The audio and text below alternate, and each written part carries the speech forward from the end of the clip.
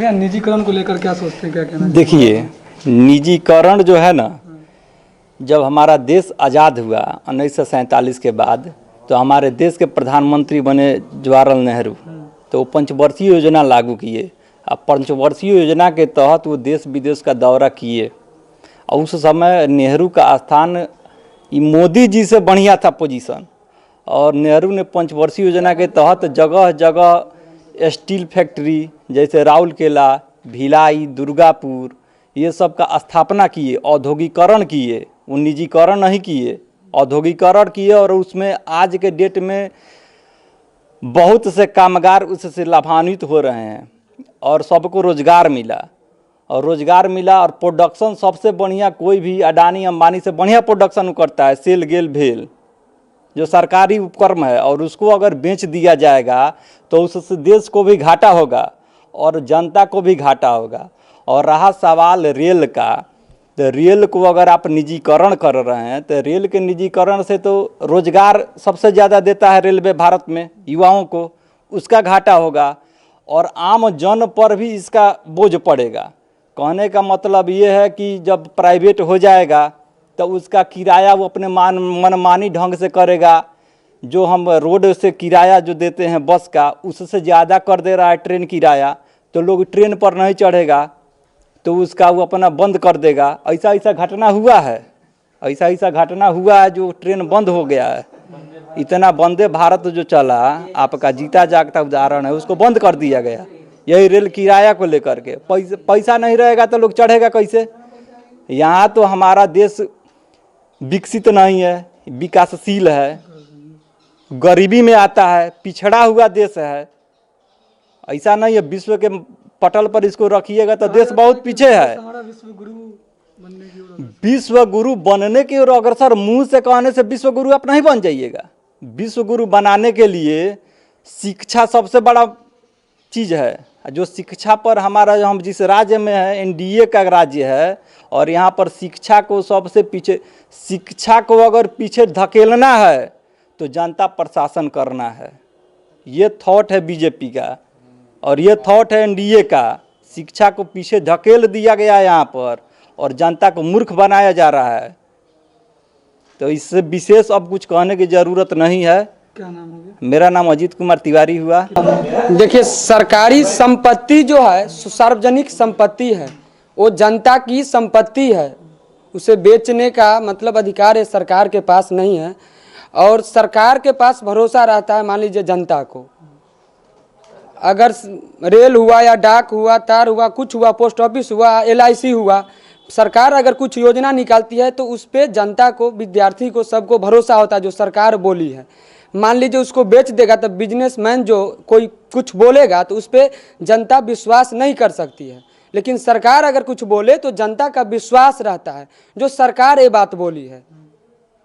अगर मान लीजिए बेच देगा, कल ट्रेन अगर बेच देगा, रेलगाड़ी, तब प्राइवेटेशन हो जाएगा तो उसमें कोई कर्मचारी वैसे ढंग से काम नहीं करी जैसे सरकारी ढंग से अभी काम होता है। डर रहता है बना हुआ, ये सरकारी जॉब है। जब सरकार के पास कोई अथी न उद्योग धंधा सबको प्राइवेटाइजेशन कर देंगे, अडानी अंबानी के अथी दे देंगे अथी में, तो सरकार के पास बचेगा क्या? सर, बैंकों के निजीकरण को लेकर अगर बात किया जाए तो आपका क्या विचार है?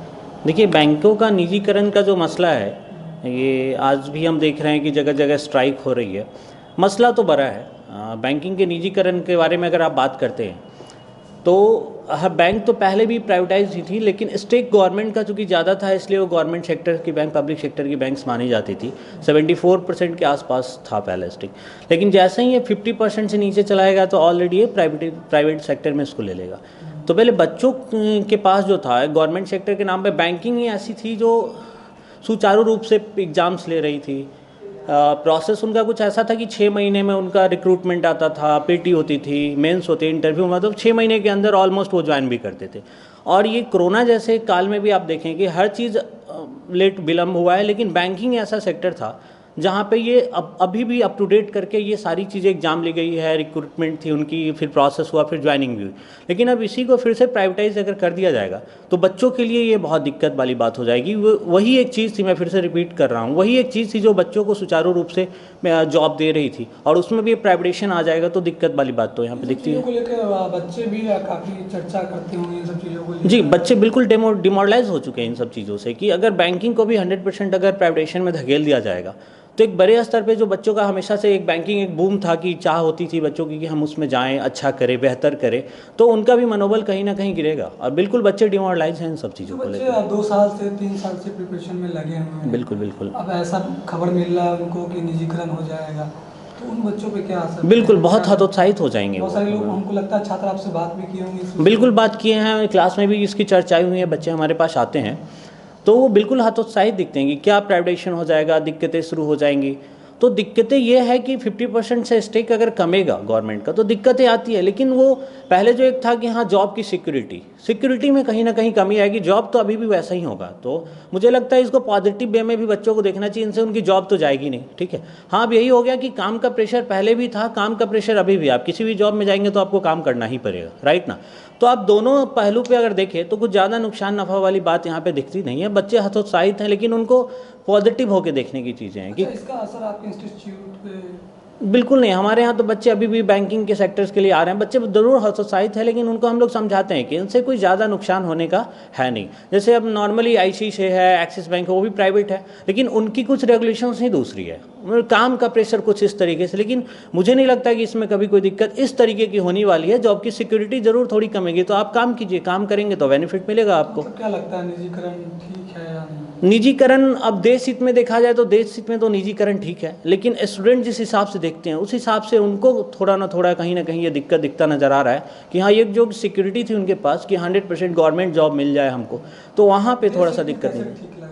देश हित में कुछ इस तरीके से ठीक है, जैसे आप बहुत जगह देखेंगे काम को लेके बहुत ज़्यादा प्राइवेट में कि हाँ बैंक में, जैसे खुद भी हम कभी कभी किसी बैंक में जाएंगे तो ऐसे तो हर जगह ऐसे नहीं होते, किसी किसी बैंक में देखे जाते हैं जो एम्प्लॉय होते हैं जो बहुत ज़्यादा फ्रूटफुल नहीं है, एज हो चुका है, उनके लिए थोड़ा दिक्कत। लेकिन यंग एज जो आ रहे हैं वो तो फिर इस चीज़ को बेनिफिट दे रहे हैं, ठीक है। तो कहीं ना कहीं ये फ़ायदा और नुकसान दोनों, नफ़े नुकसान वाली दोनों बात दिखती है हम लोगों को, नज़र आ रही है, ठीक है। बच्चे हतोत्साहित है, ये सबसे बड़ा दिक्कत वाली बात है।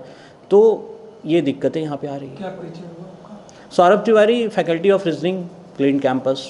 बैंकों के निजीकरण को लेकर जो बैंकिंग सेक्टर के जो लोग हैं या फिर जो इंस्टीट्यूट वगैरह है, वहाँ के जो टीचर हैं और बच्चे हैं, वो क्या सोचते हैं इस निजीकरण को लेकर, इसी पर बात करने के लिए हमारे साथ DK धीरज सर हैं जो कि रीजनिंग एक्सपर्ट हैं। हम इनसे जानेंगे इस पर इनका क्या विचार। सर, बैंकिंग का निजीकरण किया जा रहा है, इस पर क्या विचार है आपका? सबसे पहले तो बहुत बहुत धन्यवाद कि आप यहाँ तक आए और राय जानने के लिए। प्राइवेटाइजेशन बिल का जो लोग विरोध कर रहे हैं, जो अब आज स्ट्राइक है, इसका असर तो पड़ेगा ही। अब असर क्या है कि बैंकिंग की अगर बात करी जाए तो बैंक में बहुत सारे बच्चे जो काम करते हैं, जैसे अभी इंडियन ओवरसीज बैंक में हमारे कुछ स्टूडेंट हैं जो काम कर रहे हैं पहले से। उसने अंदर एक सर्कुलर दिया है कि अगर प्राइवेटाइजेशन होता है तो हमारा ये रहेगा कि 60-40 सैलरी का रेशियो कर देंगे। हालांकि अभी लागू किया नहीं है इंडियन ओवरसीज बैंक ने भी, लेकिन उन बच्चों का कहना है कि अंदर में एक सर्कुलर की फॉर्मेट चल रहा है, डिज़ाइन हो रहा है कैसा होगा, तो 60% सैलरी देंगे, 40% परफॉर्मेंस बेस कर देंगे। ये केवल अभी वो आपस में उनकी चल रही है, पता नहीं ये कहाँ तक से ये बच्चे कह रहे हैं वहाँ से। प्लस अभी जो प्राइवेटाइजेशन होगा तो बैंकर पे सबसे ज़्यादा इफेक्ट यही पड़ेगा ज़्यादा से ज़्यादा कि जो अपर लेवल के जो ऑफिसर्स वगैरह हैं, GM AGM लेवल पे हैं, तो वहाँ 3-4 की जगह 1-2 हो जाएंगे। बाद बाकी अकॉर्डिंग टू मी बैंकर्स पे ज़्यादा असर इसका पड़ने वाला नहीं है। हाँ, परफॉर्मेंस बेस हो जाएगा। पब्लिक पे इसका असर बहुत ज़्यादा पड़ेगा। पब्लिक पे असर, जैसे अभी ICICI बैंक में आप जाएंगे तो वहाँ खुलवाना है, तो जितना प्राइवेट बैंक में जाएंगे वहाँ पे अकाउंट खुलवाना बड़ा टफ टास्क है, बैलेंस मेंटेन करना पड़ता है। वो कह देगा 10,000 मेंटेन करिए बैलेंस, लोन महंगे हो जाएंगे, आम लोग उसको। हाँ, तो ये सारी चीज़ें होंगी और बैंक में जो काम कर रहे हैं उन पे भी असर पड़ेगा, थोड़ा प्रेशर पड़ेगा। अब प्राइवेट और सरकारी में नॉर्मल भाषा में बात करें, आम आदमी की भाषा में, तो लोग सरकारी नौकरी करना ज़्यादा क्यों चाहता है कि वहाँ प्रेशर कम है, सिक्योरिटी ज़्यादा है। तो अगर प्राइवेटाइजेशन होगा तो वहाँ सिक्योरिटी कम हो जाएगी, प्रेशर ज़्यादा हो जाएगा। हालांकि ऐसा नहीं है, बिना प्राइवेटाइजेशन के ही बहुत सारे बच्चे काम करते हैं।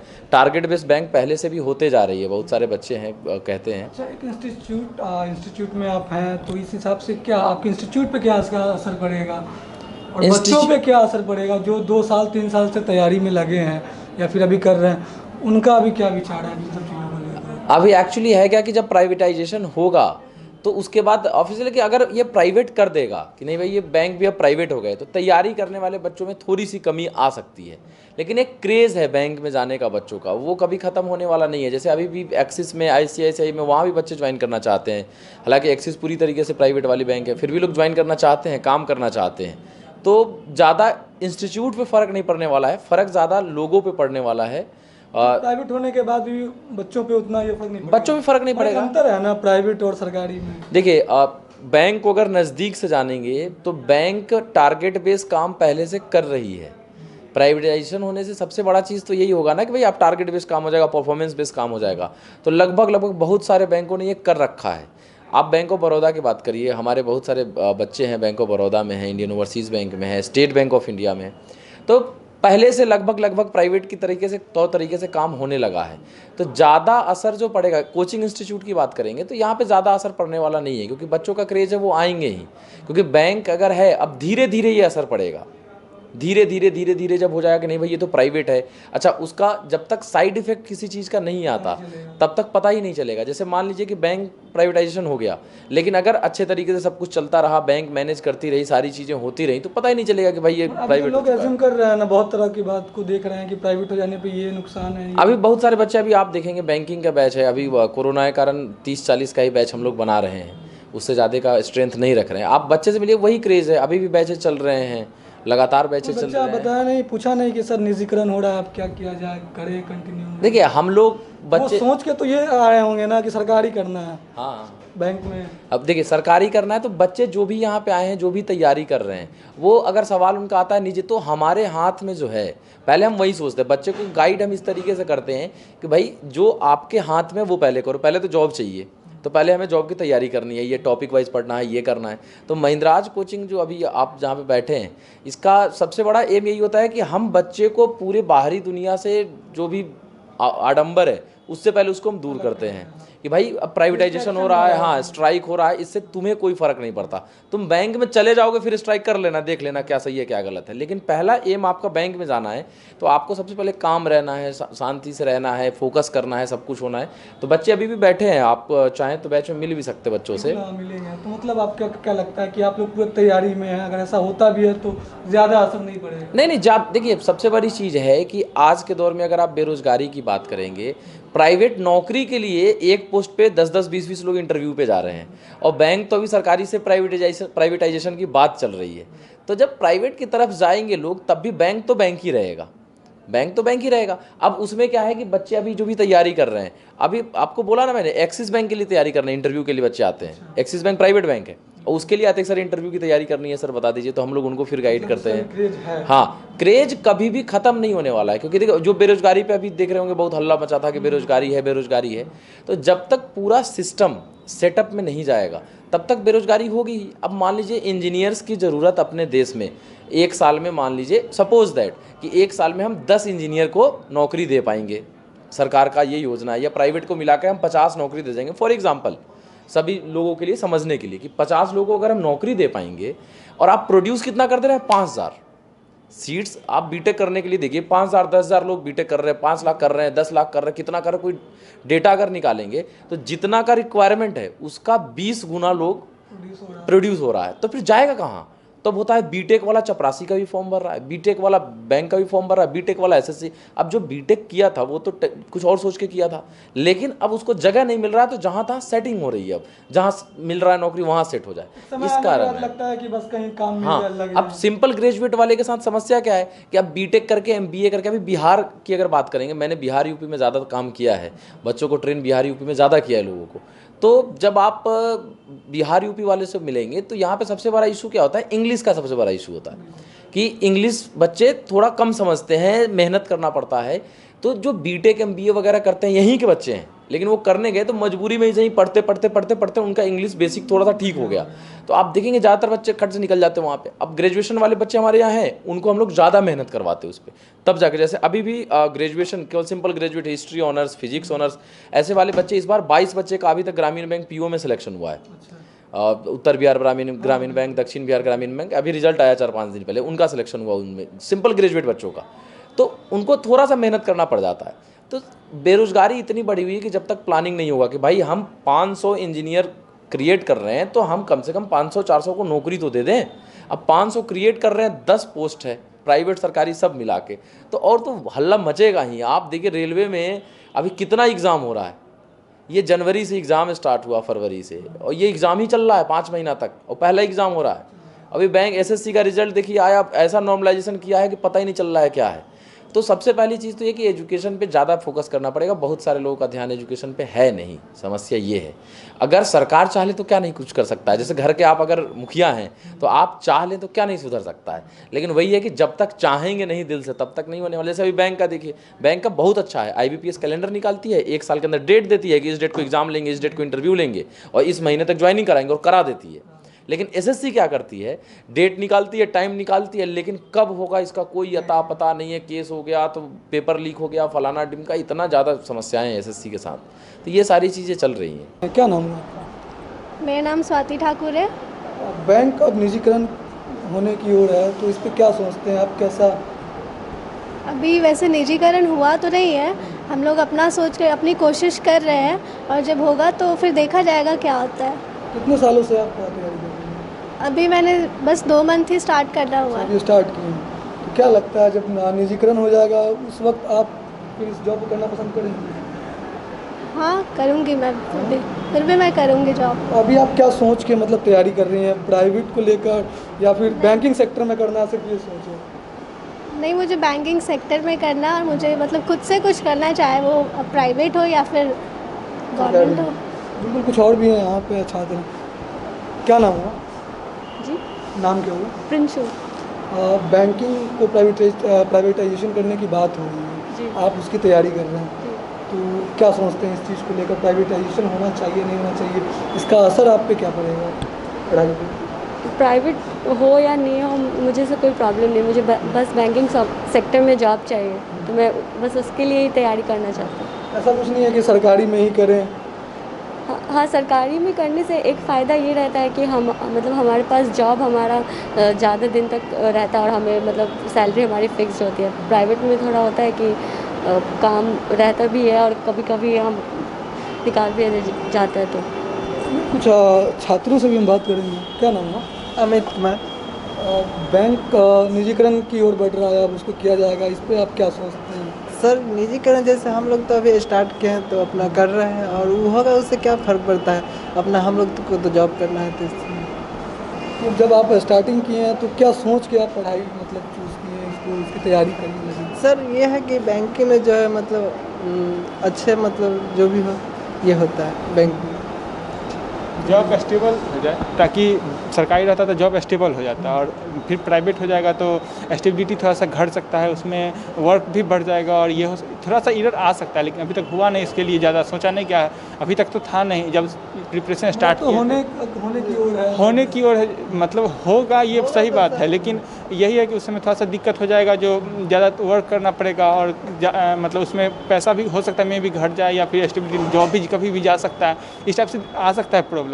लेकिन अभी तक हुआ नहीं, अभी तक ऐसा देखा नहीं गया था। जब से हम लोग प्रिपरेशन कर रहे थे, मान लीजिए 1 साल से कर रहे हैं, तो उस समय ऐसा नहीं था, तो उस समय प्रिपरेशन में आ गया, और अब प्रिपरेशन में आ गया तो वो तो फुलफिल करना एक ये बन गया है, तो उसके लिए मतलब बैक फुट पे आप नहीं जा सकते। जी करना है। हाँ, करना है। तो होता भी तो बैंक अभी 2 दिन की हड़ताल पर इस चीज़ के विरोध पता है? हाँ, हड़ताल है तो उससे पब्लिक को तो प्रॉब्लम हो ही रही है, लेकिन वो भी एक तरीक़ा से ज़रूरी भी है, क्योंकि ताकि फिर सरकार उस पर एक्शन भी तो ले, नहीं तो फिर अगर हर एक चीज़ सरकार करती चली जाए और लोग उस पर ध्यान न दे तो फिर वो हो नहीं पाएगा ना, फिर सरकार की अपनी मर्जी पर चला जाएगा। क्या चाहते हैं, निजीकरण हो या नहीं? निजीकरण ना हो तो अच्छा है, ये कम से कम अस्थायी जॉब तो रहेगा ना बैंक का, बस। तो सबसे बड़ी बात होती है, यहाँ लोग देखते हैं सरकारी में कि एक अस्थायी जॉब है, हाँ, प्रेशर थोड़ा कम रहे, सही बात है, उसमें जॉब का सब कुछ फिक्स है, और प्राइवेट होने पर ऐसा कुछ रहेगा नहीं।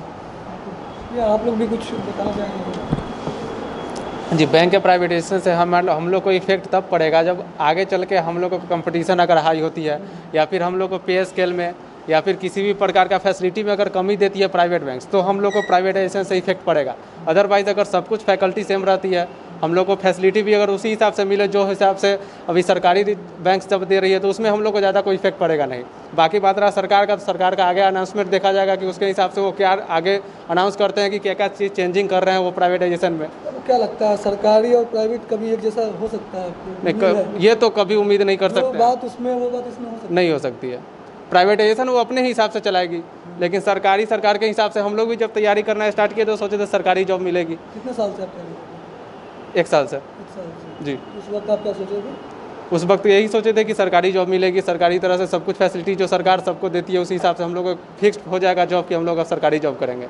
लेकिन अब जिस तरह से प्राइवेटाइजेशन बहुत चीज़ों में हो रही है, उस तरह से बैंक को भी प्राइवेटाइजेशन कर दिया जा रहा है, तो इसका इफेक्ट तो कुछ ना कुछ तो पड़ेगा ही as a compare of government sectors. इस तो इफेक्ट तो पड़ेगा ही। क्या नाम हो?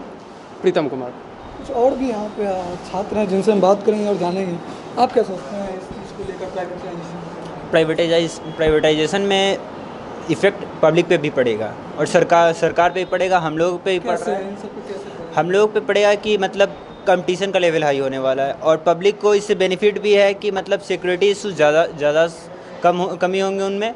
और गवर्नमेंट एज हम लोग सोचते हैं कि अगर गवर्नमेंट एम्प्लॉय होते तो हम लोग को मेहनत कम करना पड़ता, बट अगर प्राइवेटाइजेशन होता है तो हम लोग को कोई इफेक्ट नहीं है, बट ये है कि हम लोग को लेबर हार्ड करना होगा और कंपटीशन ज़्यादा बढ़ेगा हम लोग के लिए। कितने सालों से आप? मैं इस क्षेत्र में 1 सालों से हूँ।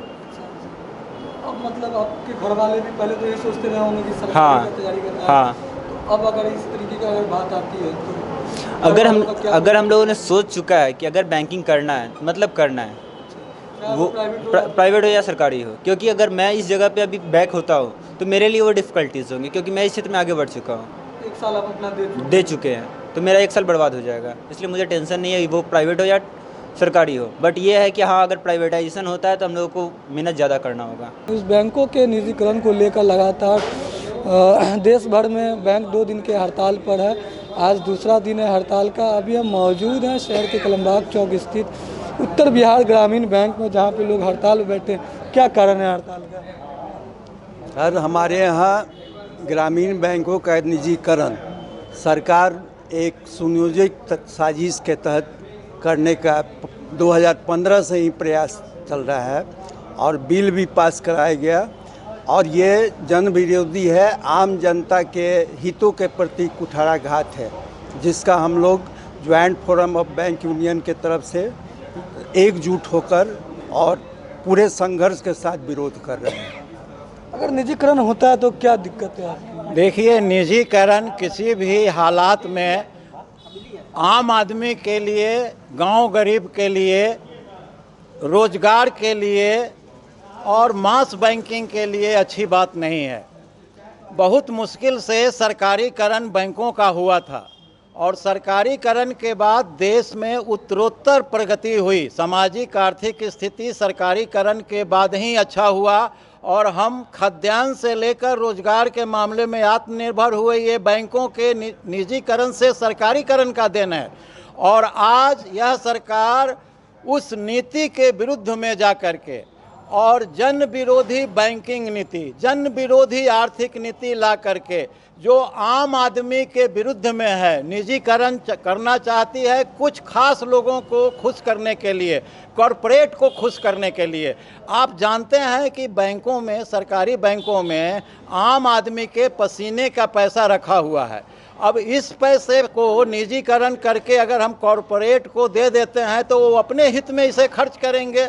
इसलिए निजीकरण से आम आदमी को दिक्कत होगी, गांव गरीब को दिक्कत होगी। इसलिए हम देश के हित में और रोजगार के हित में, बैंक कर्मियों के हित में, आम जनता के हित में इसका विरोध करते हैं और जब तक हमारी सांसें रहेंगी हम विरोध करेंगे। सरकार भी तो यही कह रही है कि जो काम कर रहे हैं वो देश हित में है, राष्ट्र हित में। जी नहीं, सरकार जो कह रही है, सरकार का मानना, सरकार अगर निजीकरण करना चाहती है तो सरकार इसे क्यों नहीं कहती कि निजीकरण के क्या फायदे हैं। सरकार निजीकरण के कि रोजगार बढ़ेगा, उनके रोजगार बढ़ेगा नहीं, रोजगार पर हथौड़ा चलेगा। यह सरकार बेरोजगारी की जो फौज खड़ा की है, जिसमें सरकार की नीतियों का दोष है, वह अस्थायी रोजगार पर कुठाराघात करके, आउटसोर्सिंग को बढ़ावा दे करके, श्रम के नियमों का उल्लंघन करके, श्रम का सही दाम नहीं दे करके यह सरकार चाहती है कि पूंजीपति व्यवस्था में जैसे जो विधान होते हैं उस विधान के तहत बैंकों को भी लाया जाए। अन्यथा रेल, सेल, भेल ये सारे को जो वो प्राइवेट सेक्टर में दे रही है, बैंक बीमा को प्राइवेट सेक्टर में दे रही है, या प्रजातांत्रिक व्यवस्था में जहां जनता के हित के लिए काम किए जाते हैं, जनता के लिए नीतियां बनाई जाती है, उसके विरुद्ध है। इसलिए हम इसका विरोध करते हैं। निजीकरण किसी भी मामले में, किसी भी हालात में देश के लिए और देश के आवाम के लिए फायदेमंद नहीं है। क्या परिचय हुआ? मैं सुधीर कुमार सिन्हा हुआ। ऐसे तो मैं रिटायर्ड कर गया हूं, लेकिन मैं इस United forum of RRB unions में जो हमारे संगठन जुड़े हुए हैं, उससे जुड़े हुए एक संगठन का मैं ऑफिस बियरर हूं, और रिटायरीज यूनियन का भी मैं तो देख सकते हैं जो बैंक कर्मचारी हैं वो आज दूसरे दिन भी हड़ताल पर हैं और इनकी वही मांगे हैं कि जो निजीकरण है उसके विरोध में इस हड़ताल को रखा गया है। निजीकरण को रोकने के लिए हड़ताल आज की गई है।